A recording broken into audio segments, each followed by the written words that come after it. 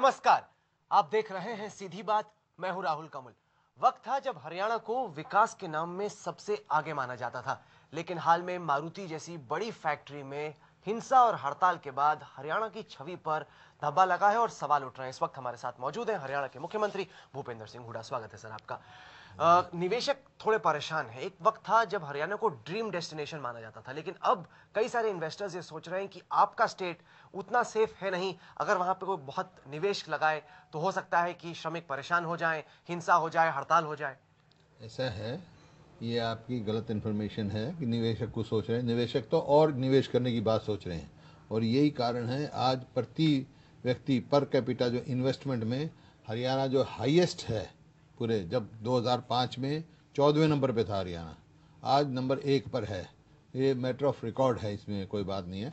अब भी जो है सुजुकी नई फैक्ट्री लगाने जा रही है मोटरसाइकिल की, बहुत सारी अभी 2 महीने पहले, और कई बहुत सारे इन्वेस्टर्स आए हैं और अभी वो हैं। नहीं, जैसे फर्ज कीजिए मारुति पहले हरियाणा में ही अपना घर बसाती थी, अब कंपनी को चिंता हो गई कि न जाने फिर से बड़ी हड़ताल ना हो जाए, इसलिए थोड़ा सेफ प्ले करने के लिए गुजरात में भी नया घर बन रहा है। आपको फिर इलम नहीं है। कंपनी तो एक्सपेंशन की है अभी, तो हरियाणा में नहीं की ना? हरियाणा में की है, हरियाणा में की है। पहले एक फैक्ट्री तो बाहर भी लग रही है। नहीं, यहाँ लगा रहे हैं नई फैक्ट्री, बाहर भी और उनकी रिक्वायरमेंट है, बड़ी है। कोई एक्सपोर्ट के लिए कहीं लगाएंगे, उसका हिंदुस्तान में जहाँ पे भी लगा सकते हैं। लेकिन जहाँ तक हरियाणा का सवाल है, पहले 1 प्लांट था, 2 प्लांट लगाए। अभी हमारे आने के बाद भी 2 प्लांट की एक्सपेंशन हुई है उनकी।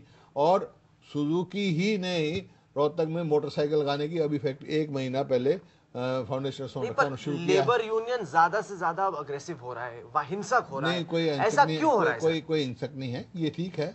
इन आइसोलेशन कोई इंसिडेंट्स हो जाते हैं और उसका समय पर निपटारा होता है। ये कोई ऐसी चीज़ नहीं है जो हरियाणा में हो रही हो। यहाँ तो आप जो देखोगे मैन डेज लॉस्ट जो हैं वो सबसे कम हरियाणा में है, लोवेस्ट इन हरियाणा। ये आप लोगों का, क्योंकि दिल्ली के नज़दीक है हरियाणा, आपको हरियाणा ही दिखता है और स्टेटें नहीं दिखती हैं। हरियाणा पहला प्रदेश है जो लेबर पॉलिसी लेके आया है, तो कोई यहाँ कोई ऐसी बात नहीं है। कहीं वो होता भी है तो कोई टकराव की बात नहीं होती है, सबका अपना अधिकार है, तो उसका निपटारा भी होता है। दिल्ली से सटा गुड़गांव था, गुड़गांव को एकदम नई सदी का शहर कहा जाता था, लेकिन अगर अब देखें तो इतनी शिकायतें आती हैं वहां पे बिजली की, पानी की, सिविक इंफ्रास्ट्रक्चर की। लगता है कि इमारतें तो खड़ी हो गई, लेकिन इर्द गिर्द जो इंफ्रास्ट्रक्चर बनना था वो आपकी सरकार बनाना भूल गई। नहीं, आपका गलत इन्फॉर्मेशन है। आज जो फास्टेस्ट ग्रोइंग जो वर्ल्ड की है, ये तो मैं उसका जो वर्ल्ड में जो अभी सर्वे हुआ है वो गुड़गांव शहर है। गुड़गांव प्रेस्टीज है, और जो नया गुड़गांव बन रहा है, जो नया मास्टर प्लान पास हुआ, पहले कुछ ऐसा हमारी सरकार से पहले ऐसा था कि कंजेशन में जो है मॉल्स लग गए, उनका पूरा पार्किंग का इंतजाम नहीं था। उसके लिए भी हमने किया और हजारों करोड़ का जो है हमने टेंडर निकाला है ताकि वहाँ अच्छी फैसिलिटी हो। बन कैसे गए सर? ये बनने से पहले सोचना चाहिए था। बन गए, फिर हम सोल्यूशन ढूंढ रहे हैं। मैं कह रहा हूँ हमारी सरकार आने से पहले था। अब जो नया गुड़गांव बस रहा है उसका इंफ्रास्ट्रक्चर है, और जो पुराना है जहाँ पे हो सकता है, अब मेट्रो हमने लगाई है, मेट्रो आगे मानेसर तक ले जाने की हम सोच रहे हैं। पोर्ट्स जो हिथरो गए हैं आप, हिथरो में जो पोर्ट्स देखी हैं आपने, वो गुड़गांव में लाने की सोच रहे हैं। और गुड़गांव के पीने के पानी के लिए नई नहर बनाई है, 500 क्यूसेक की इजाफा किया है, वो ट्रांसमिशन लाइन आ रही है। एक बयान मेरे पास और है कुमारी शैलजा का, वो कहती हैं कि जो फर्टाइल कृषि की जमीन है वो हुड्डा साहब ने बड़े उद्योगों को दे दी है। ये उन्होंने एक सोनिया गांधी को चिट्ठी लिखी जो हमारे पास है। वो कहते हैं कि एक थोड़ा डिस्कनेक्ट हो गया है कि जो कृषि की जमीन है वो उद्योग को दी जा रही है। ऐसा है जी, ये भी आप ही की पार्टी से। हाँ, चलो कोई बात नहीं, लेकिन ऐसा है, हरियाणा में 98% कृषि की जमीन है। और दादा के पास 10 एकड़ थी, तो पोते के पास आधा एकड़ रह गई है। खाली खेती में गुजारा होने वाला नहीं है। अब जो एम्प्लॉयमेंट में है, एग्रेरियन, बेसिकली एग्रेरियन हमारी स्टेट है, लेकिन डेवलपमेंट कैसे होगी? इंडस्ट्री आएगी जब भी जॉब क्रिएट होंगी, जॉब लगेंगी, उसके हिसाब से होता है ये डेवलपमेंट। कृषि का जब ये it is not like other state, Madhya Pradesh है या गुजरात जहाँ पे बेकार जमीन पड़ी है। हरियाणा की तो 98% जमीन जो है वो फर्टाइल है, लेकिन land holding is very small. चर्चा इस बात की हो रही है कि हरियाणा का एक विकास मॉडल है, दूसरी तरफ नरेंद्र मोदी बार बार छाती पीटकर गुजरात के विकास के मॉडल की बात करते हैं, और सवाल ये उठता है कि गुजरात में विकास काफी तेजी से हो रहा है। आप बार बार उनके आंकड़ों को काटते हैं, आप कहते हैं कि नहीं, हरियाणा का विकास गुजरात के विकास से बेहतर है। ऐसा आप क्यों मानते हैं? जो असलियत है, मैं मेरे को ये नहीं, गुजरात भी हिंदुस्तान का हिस्सा है, वहाँ डेवलपमेंट हो अच्छी है, लेकिन डेवलपमेंट कम्पिटिटिव हो तो वो पैमाने क्या है? आप बताइए, विकास का क्या पैमाना है आपके पास? आप कैसे तोलेंगे, किन बातों से? ग्रोथ की स्पीड से तोलेंगे, इन्वेस्टमेंट कितना आ रहा है इससे तोलेंगे। Investment per capita investment highest है हरियाणा, पर कैपिटा इनकम में हाईएस्ट है, नेक्स्ट टू गोवा, ये आंकड़े हैं। रिसोर्सेज मोबिलाइजेशन में हाईएस्ट है हरियाणा। पर कैपिटा जो है, जो प्लान्ड बजट का जो पर कैपिटा एक्सपेंडिचर है वो हाईएस्ट है हरियाणा में। कहो तो मैं फैक्ट्स एंड फिगर दे नहीं तो फिर ऐसा कैसे हो गया कि मोदी ने ऐसी हवा बना दी देश भर में कि जब विकास की बात हो तो सबसे पहले मोदी का चेहरा और गुजरात का नाम? सही बात बता दूं, शायद आपको अच्छी नहीं लगी। नहीं, आप बताइए। शायद अच्छी नहीं लगी आपको। ये हवा आपकी बनाई हुई है, ये must be favourite of you, I don't know. हमारा कोई फेवरेट नहीं, आप भी हमारे उतने ही पसंदीदा हैं जितना कि कोई और। हवा मतलब व्यक्तिगत मैं आपको नहीं कह रहा हूँ, नॉट इंडिविजुअल। मीडिया की बात कर रहे हैं। मीडिया भी लगाओ, कुछ भी लगाओ, कुछ है ऐसे जो ये बना हवा। अच्छी बात है, मैं गुजरात में पढ़ा हूँ, आई लाइक गुजरात। नरेंद्र मोदी मेरे दोस्त हैं, मेरे कोई बात नहीं है, कंपटीशन नहीं है। नहीं कंपटीशन का कोई विरोधाभास नहीं है भाई। अब एक शरीर है मेरा, आप कहो शरीर को कि भाई जो हर शरीर का अपना अंग का अपना कार्य है, हर अंग जो है तंदुरुस्त हो जब भी तो शरीर तंदुरुस्त रहेगा। तो गुजरात में विकास हो, पंजाब में विकास हो, राजस्थान में विकास हो, मध्य प्रदेश में विकास हो, आई एम हैप्पी। लेकिन आंकड़े तो आंकड़े ही रहेंगे। तो आपका मानना है कि वहां पे मार्केटिंग ज्यादा है, हाइप ज्यादा है, हकीकत कम है गुजरात में? नहीं, मैं तो अपने आंकड़े बता रहा हूँ आपको। अगर आपने कहा, मैंने नहीं कहा, आपने कहा भाई मोदी से गुजरात में ये है, गुजरात में क्या है क्या नहीं है वो सबको मालूम है, मैं इस बात की चर्चा नहीं करना चाहता। लेकिन जब विकास का दर है, इंडस्ट्रियलाइजेशन का पर कैपिटा है, पर कैपिटा। अब तो मेरे मित्र मोदी साहब यहाँ आए थे, उन्होंने कहा, ये वो कहते कॉमर्स SRCs में, उन्होंने कहा कि दिल्ली में कोई भी अगर चाय पीता है तो उसमें दूध गुजरात का होता है। अगर उनसे मैं पूछूं कि गुजरात में पर कैपिटा दूध कितना अवेलेबल है तो आप बता सकेंगे क्या, या मैं बताऊं? आप बताइए। मेरे हरियाणा में पर कैपिटा अवेलेबल जो दूध है वो 708 ग्राम है और गुजरात में 500 कुछ ग्राम है। तो ये की बात नहीं। अब मैं ये कह दूं कि मारुति है, तो हिंदुस्तान में जितनी कारें हैं, हर दूसरी कार जो हिंदुस्तान के सड़क पे दौड़ रही है वो हरियाणा में बनी है। तो हरियाणा मालिक थोड़ा, तो कहते क्यों नहीं? मतलब वो ऐसी मार्केटिंग कर रहे हैं, अपनी हवा बना रहे हैं, पीएम बनने की बात कर रहे हो, कांग्रेस के राज्य काम भी कर रहे हैं, तो भी बात नहीं बन रही। ऐसा है, मैं कर्म में विश्वास रखता हूँ और मैं संतुष्ट हूँ, मेरे लोग संतुष्ट हैं, और यही कारण है जो आपने देखा है, नतीजा अच्छा आता है। और अपने काम में करना ही, क्योंकि कांग्रेस की नीति है, कांग्रेस की नीति गरीब आदमी के, किसान के और जो मेहनतकश लोग हैं उनके हित की पार्टी है, और छोटे किसान के हित की पार्टी है। और कांग्रेस ही ऐसी पार्टी, कोई भी आप राजनीतिक दल लगाओ सभी अच्छे हैं, मेरे को किसी से वो नहीं है, मैं किसी का, लेकिन दल वही तरक्की कर सकता है जिसके पास 3 चीज हों: दल की नीति, दल की नीयत, दल का नेता।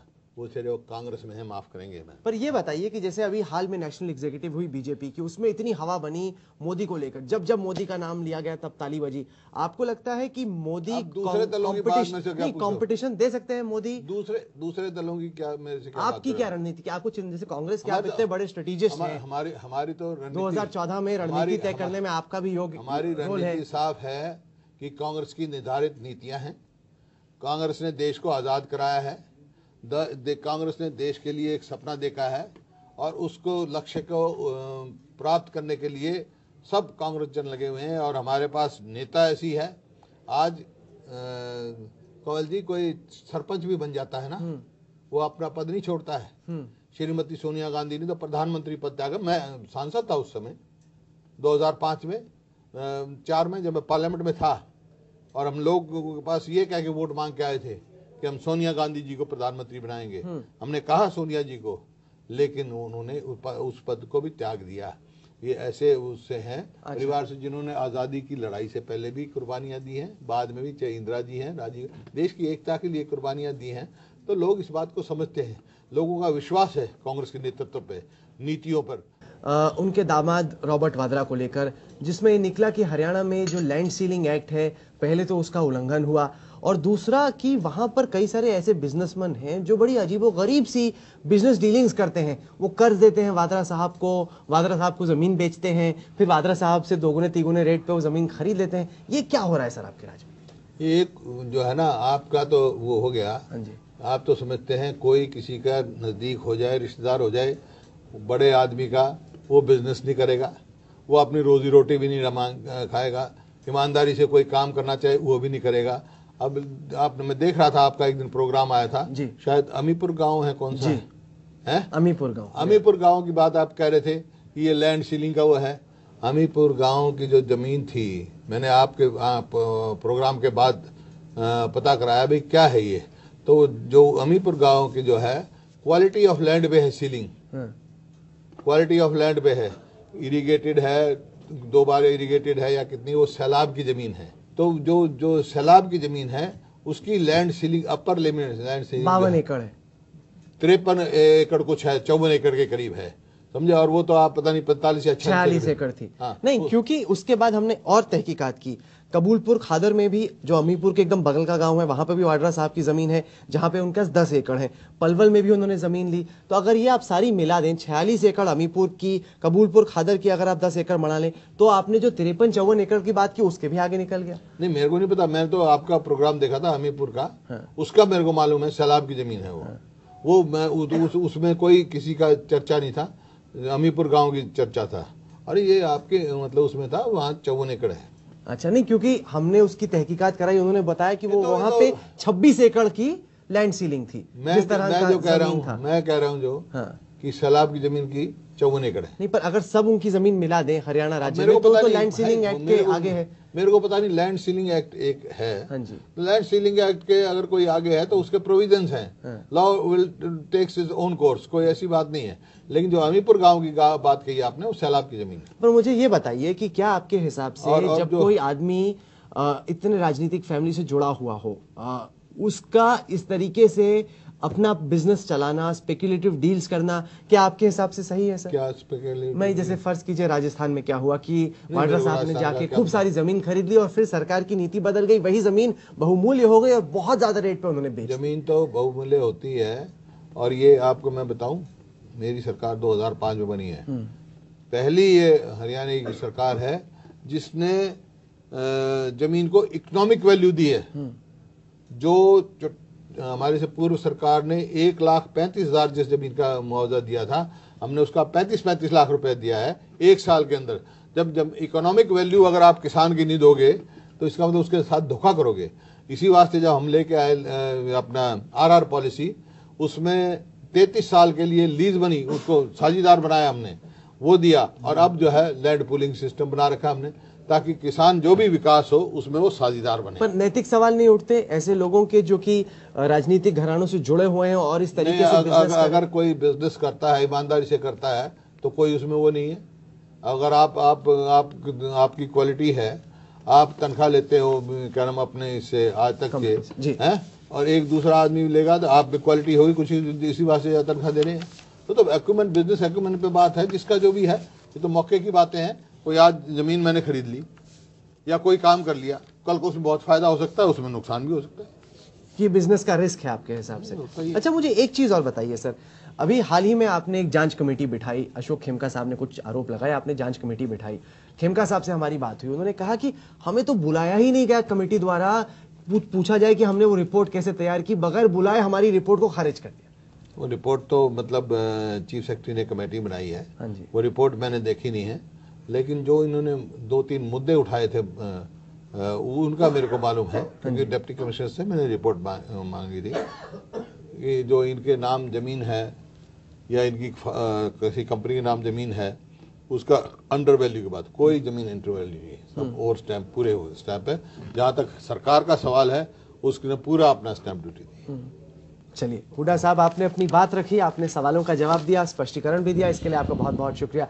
तो ये थी हरियाणा के मुख्यमंत्री भूपेंद्र सिंह हुड्डा से आज की सीधी बात। ये कार्यक्रम आपको कैसा लगा? आप अपनी राय हमें ईमेल के जरिए भेज सकते हैं। हमारा ईमेल का पता है sb@aajtak.com।